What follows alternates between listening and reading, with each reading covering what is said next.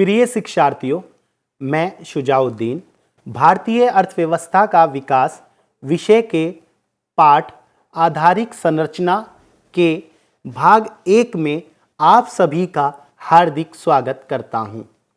आज की इस कक्षा में हम जानेंगे आधारिक संरचना का अर्थ और उसकी परिभाषा, आधारिक संरचना के प्रकार, आधारिक संरचना की प्रासंगिकता और उसका महत्व, भारत में आधारिक संरचना की वर्तमान स्थिति और आर्थिक विकास में आधारिक संरचना की भूमिका के बारे में।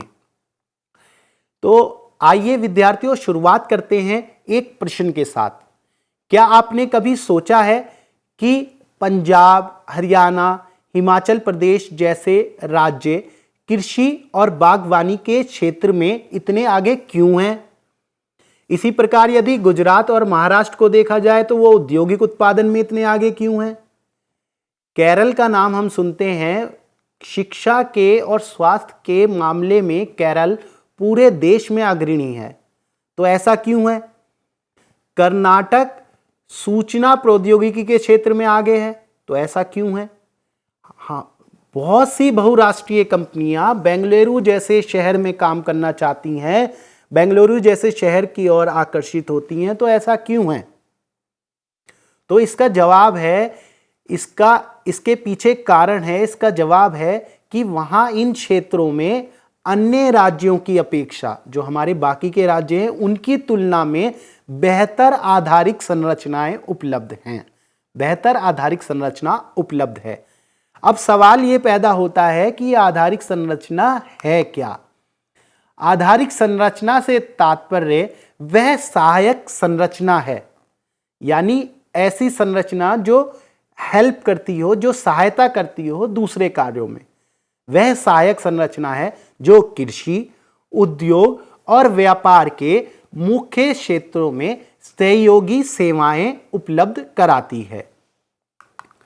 आधारिक संरचना अब में क्या क्या चीजें शामिल करते हैं हम? इन सेवाओं में हम शामिल करते हैं सड़कें, रेल, बंदरगाह, बांध, बिजली घर, हवाई अड्डे, तेल और गैस पाइपलाइनें, दूर संचार सुविधाएं, सफाई, पीने का पानी, शैक्षिक व्यवस्था, हमारे चाहे वो विद्यालय हों या कॉलेज हों या विश्वविद्यालय हों, स्वास्थ्य की व्यवस्था जिसमें हमारे अस्पताल, डॉक्टर, नर्सिंग कर्मचारी ये सब सम्मिलित हैं, हमारी बैंकिंग और बीमा की व्यवस्था, हमारी मुद्रा प्रणाली, ये सभी हमारी आधारिक संरचना के अंतर्गत आते हैं। आधारिक संरचना को कई बार 2 भागों में विभाजित कर दिया जाता है। एक है सामाजिक आधारिक संरचना और दूसरी है आर्थिक आधारिक संरचना। जो सामाजिक आधारिक संरचना है वह मानव पूंजी निर्माण में सहायता करती है, यानी वह मदद करती है मनुष्य को इस प्रकार का प्रशिक्षण देकर कि वह समाज का एक उपयोगी सदस्य बन सके। इसी प्रकार इसके अंतर्गत जो है हम शिक्षा, स्वास्थ्य और आवास को सम्मिलित करते हैं। ये तीनों ही चीजें मनुष्य को न केवल बेहतर जीवन प्रदान करती हैं बल्कि उसे समाज का एक उपयोगी सदस्य भी बनाती हैं। दूसरी ओर जो आधारिक संरचना का दूसरा प्रकार है वह है आर्थिक आधारिक संरचना, यानी एक है सामाजिक आधारिक संरचना और दूसरी है हमारी आर्थिक आधारिक संरचना। आर्थिक आधारिक संरचना देश के आर्थिक विकास में सहायक होती है। इसमें ऊर्जा, परिवहन और संचार को शामिल किया जाता है। अब ये तीनों ही कृषि, उद्योग और व्यापार तीनों के विकास के लिए अनिवार्य हैं। इनका होना बहुत जरूरी है। इनके विकास का अर्थ है देश का विकास। अब आधारिक संरचना की आवश्यकता हमें क्यों है, इसका क्या महत्व है, इसकी क्या प्रासंगिकता है, उस पर हम बात करते हैं। एक आधुनिक औद्योगिक अर्थव्यवस्था की कार्यकुशलता आधारिक संरचना पर ही निर्भर करती है। आधुनिक कृषि में भी जो है बीज, कीटनाशक, दवाइयाँ, खाद, इनके तीव्र और बड़े पैमाने पर परिवहन के लिए हमें आधुनिक संरचना की आवश्यकता पड़ती है। इसके लिए जो है कृषि आधुनिक सड़कों का उपयोग करती है, रेल का प्रयोग करती है, जहाज़ों का उपयोग करती है। इसके अतिरिक्त कृषि में जो है बैंकिंग और बीमा सुविधाओं का प्रयोग भी किया जा रहा है। किसानों के लिए जो भी किसान अपनी फसल बेचता है या किसानों को भुगतान किया जाता है तो बैंकिंग सुविधाओं के माध्यम से ही किया जाता है। कोई सरकार की तरफ से किसी प्रकार का लाभ किसानों को दिया जाता है या सहायता दी जाती है तो वो डीबीटी के अंतर्गत सीधे उनके बैंक खातों में प्रेषित की जाती है। इसके अलावा आजकल फसल बीमा की अवधारणा भी प्रचलित है। तो इस प्रकार जो है कृषि बैंकिंग सुविधाओं का भी उपयोग कर रही है और बीमे की सुविधाओं का भी उपयोग कर रही है। आधारिक संरचना जो है उत्पादन के साधनों की उत्पादकता बढ़ाती है। उत्पादकता क्या है? उत्पादकता उत्पादन करने की क्षमता को कहते हैं। तो अगर आपके पास अच्छी मशीनें उपलब्ध होंगी, अच्छे औजार उपलब्ध होंगे, अच्छी सड़कें उपलब्ध होंगी, परिवहन के साधन उपलब्ध होंगे, ऊर्जा के साधन आपके पास अच्छे होंगे, ऊर्जा के स्रोत, उसकी पूर्ति आपके पास अच्छी होगी, तो निश्चित रूप से आपकी उत्पादकता बढ़ेगी और आपकी उत्पादन के साधनों की उत्पादकता बढ़ने का अर्थ है देश की उत्पादकता बढ़ना, और देश की उत्पादकता बढ़ने का अर्थ है देश का आर्थिक विकास। अब आधारिक संरचना जो है सिर्फ आर्थिक विकास को ही नहीं बढ़ा रही, बल्कि इससे जनता के जीवन की गुणवत्ता भी बढ़ती है। अगर आधारिक संरचना ठीक नहीं है तो इसका लोगों के स्वास्थ्य पर भी बुरा असर पड़ता है। जैसे मान लीजिए सफाई की सुविधा नहीं है तो गंदगी के कारण बहुत से रोग फैलेंगे, उसका स्वास्थ्य पर बुरा असर पड़ेगा। पेयजल उपलब्ध नहीं है, पीने का साफ पानी लोगों को उपलब्ध नहीं है तो भी उसका स्वास्थ्य पर बुरा असर पड़ेगा और व्यक्ति को गंभीर बीमारियों का सामना करना पड़ेगा। तो इस तरीके से चाहे स्वच्छता हो, चाहे पेयजल की उपलब्धता हो या परिवहन हो और संचार की सुविधाएं हो, ये सभी स्वास्थ्य की गुणवत्ता को बढ़ाते हैं।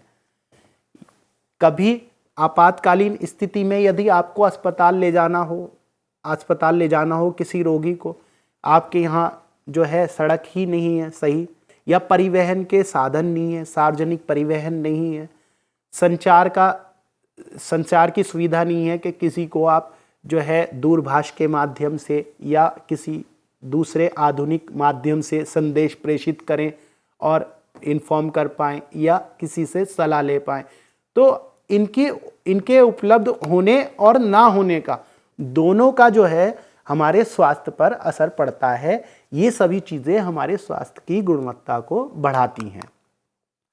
अब यदि आधारिक संरचना की हम स्थिति की बात करें, वर्तमान स्थिति की बात करें, तो आधारिक संरचना की जो विकास का जिम्मा है वो पहले पूरी तरह से सरकार का रहा।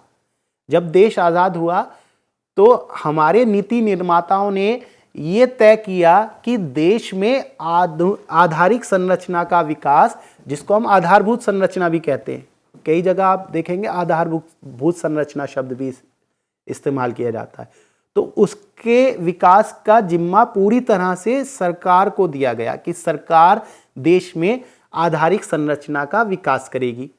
लेकिन समय के साथ साथ, आज देश को आज़ाद हुए 70 साल हो गए, समय के साथ साथ जब नई आर्थिक नीति विशेष रूप से हमने अपनाई 1990 के दशक में, तो हमने ये पाया कि सरकार का निवेश जो है वो आधारिक संरचना में अपर्याप्त है, यानी पूरा नहीं है। हमारे जैसे विकासशील देश को, भारत जैसे विकासशील देश को आधारिक संरचना में और अधिक निवेश किए जाने की आवश्यकता है। तो ये और अधिक निवेश कहाँ से आएगा? इसके लिए हमने निजी क्षेत्र की भूमिका को बढ़ावा देने का निर्णय लिया।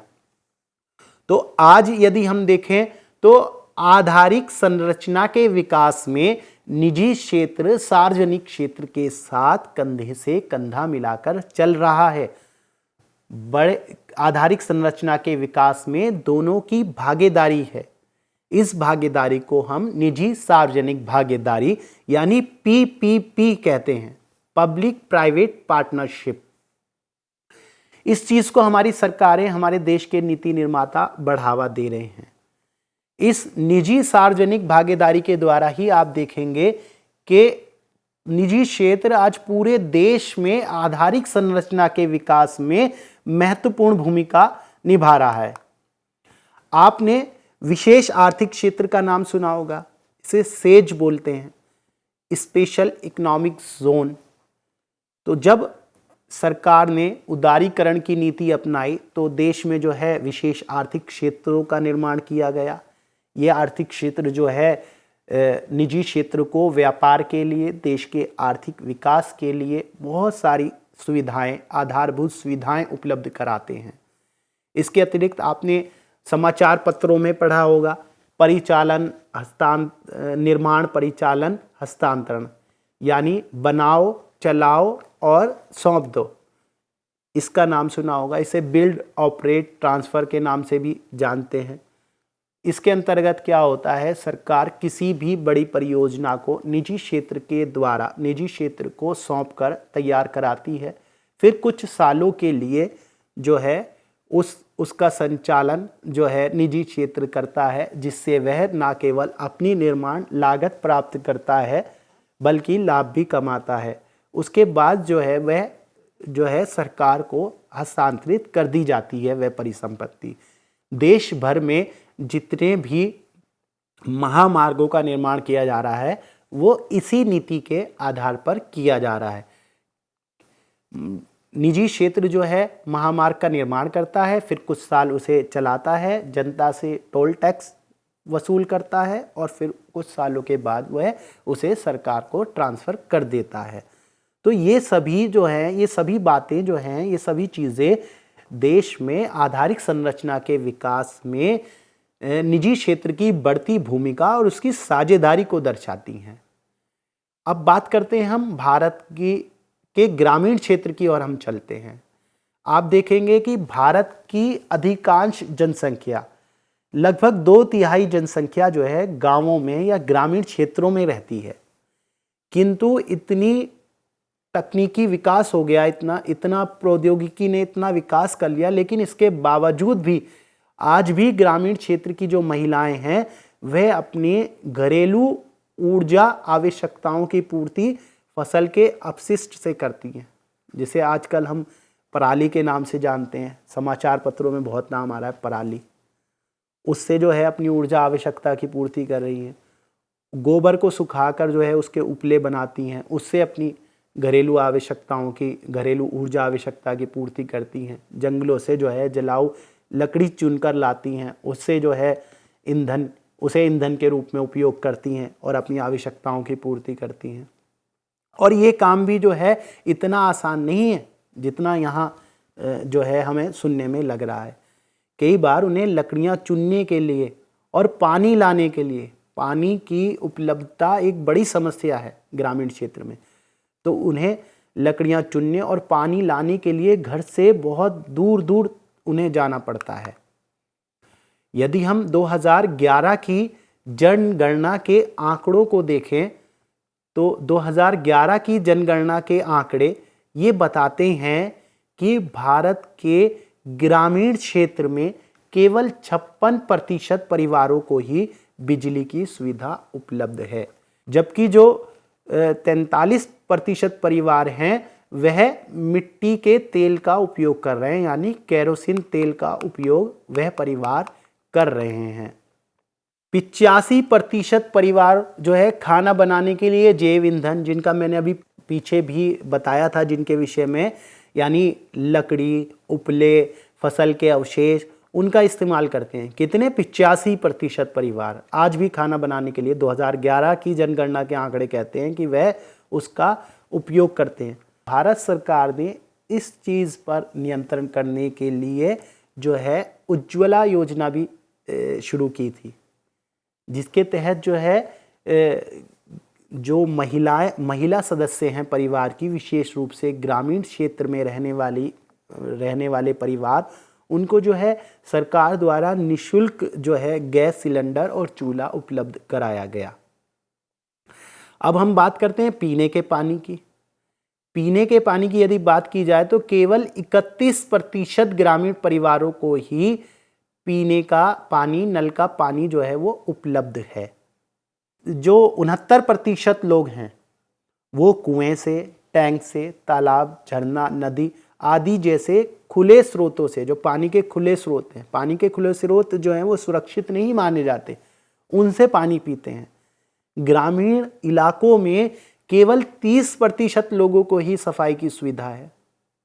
हालांकि यदि अब देखा जाए तो इसमें सुधार आया है, क्योंकि ये जो हमारे पास आंकड़े हैं ये 2011 की जनगणना के आंकड़े हैं।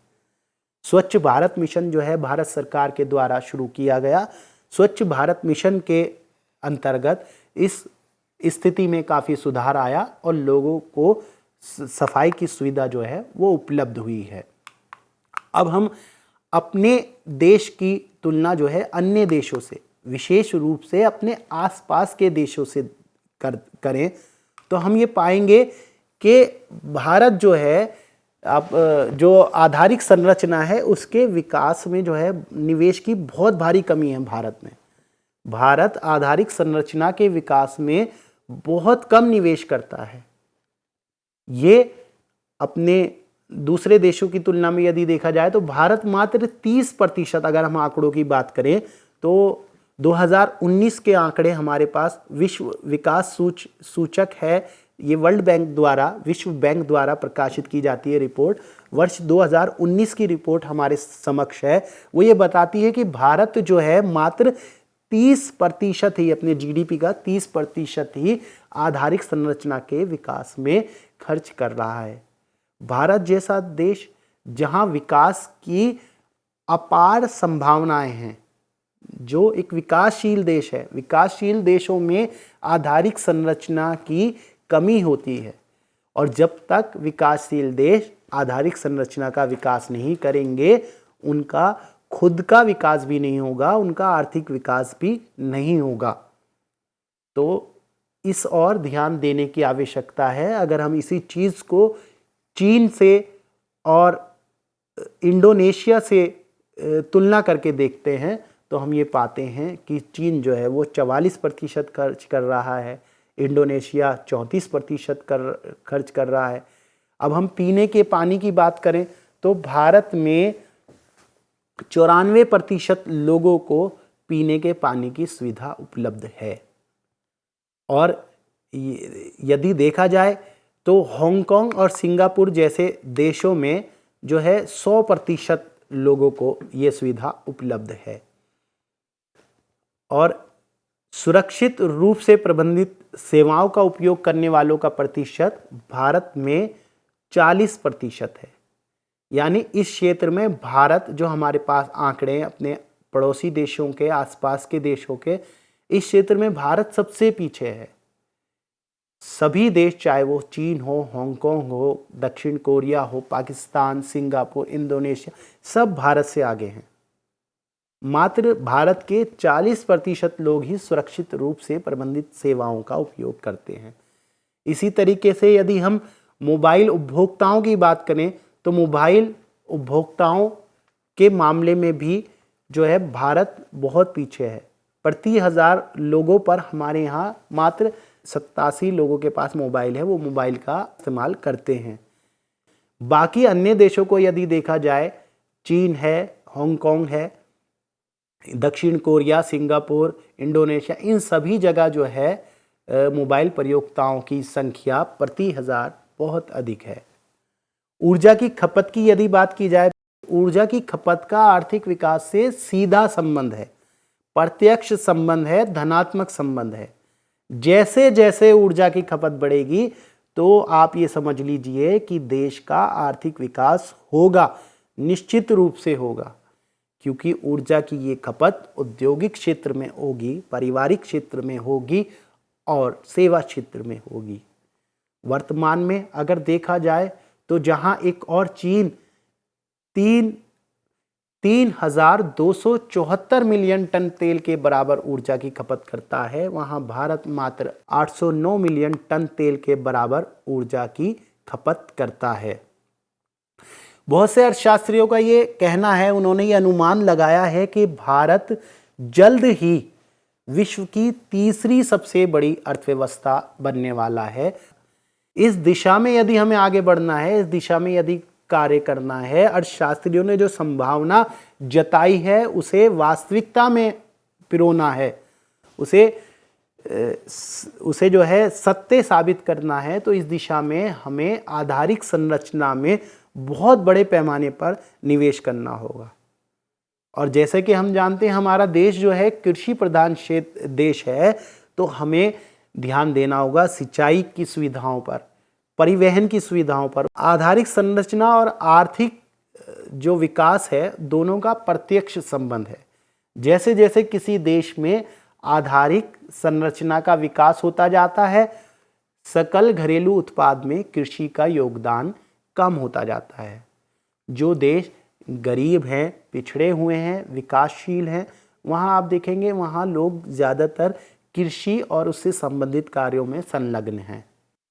तो जब आधारिक संरचना का विकास होता है तो देश में उद्योग और सेवा क्षेत्र का योगदान जो है वो बढ़ता जाता है। जब उनका योगदान बढ़ता है तो कृषि का योगदान जो है वो कम होता जाता है। इसमें जो है बिजली और दूरसंचार सेवाओं का बहुत महत्वपूर्ण योगदान है, जिसकी ओर हमें विशेष ध्यान देने की आवश्यकता है।